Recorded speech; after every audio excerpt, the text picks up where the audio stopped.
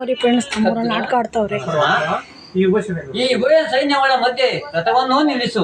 ನನ್ನೊಡನೆ ಯುದ್ಧ ಮಾಡಲು ಸಿದ್ಧರಾಗಿವ ಆ ಕ್ಷತ್ರಿಯ ವೀರರನ್ನು ಒಂದು ಸಾರಿ ತೋರಿಸು ದೇವ.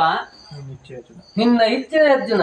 ಹತ್ತಲೋಡು ಕೌರವರ ಚತುರಂಗ ಬಲ ಸಮೇತವಾದ ಸೈನ್ಯವು ಪ್ರಚಂಡ ಚಂಡಮಾರುತದಿಂದ ಗುಂಬಿತವಾದ ದೊಡ್ಡ ಸಾಗರದಂತೆ ಕಾಣುತ್ತಿದೆ. ಅತ್ತ ನೋಡು ಪಾರ್ಥ, ಕೌರವೇಶ್ವರನು ತನಗೆ ಪ್ರಿಯರಾದ ಕರ್ಣ ದುಶ್ಯಾಸನರೊಡನೆ ಸೇನಾದ್ರೋಹವನ್ನು ಸೈನ್ಯ ರಚನೆಯನ್ನು ಪರಿಶೀಲಿಸುತ್ತಿರುವನು. ಅವನ ಹಿಂದೆ ಸಿಂಧುರಾಜನಾದ ಶಕುನಿ, ಜಯದ್ರಥನ ಬಲಗಡೆ ಒಂದೇ ಚತುರಸ್ಯದಲ್ಲಿ ಕುಳಿತಿರುವರೆ ಕೌರವರ 98 ಮಂದಿ ಸಹೋದರರು. ಧನುರ್ಧಾರಿಯಾದ ದ್ರೋಣ, ವಲ್ಕಲಧಾರಿಯಾದ ಅಶ್ವತ್ಥಾಮ. ಅತ್ತ ನೋಡು ಪಾತ್ರ, ಕೌರವರ ಸೇನಾಧಿಪತಿ ಭೀಷ್ಮನು. ಆತನು ನಿನ್ನ ಪಿತಾಮಹ. ಯುದ್ಧವನ್ನು ಪ್ರಾರಂಭಿಸುವ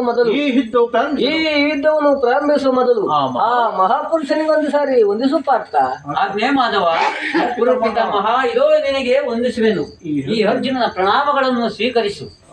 ಆಹಾ, ಈಗ ನನ್ನ ಮನಸ್ಸಿನಲ್ಲಿ ಹುಟ್ಟುತ್ತಿರುವ ಭಾವನೆಗಳನ್ನು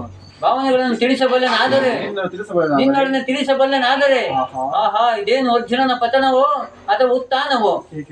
ಏಕೆ ಮಿತ್ರ, ಏಕೆ ವಿಚಲಿತನಾಗಿರುವೆ? ಏನೆಂದು ಹೇಳಲಿ ಕೃಷ್ಣ?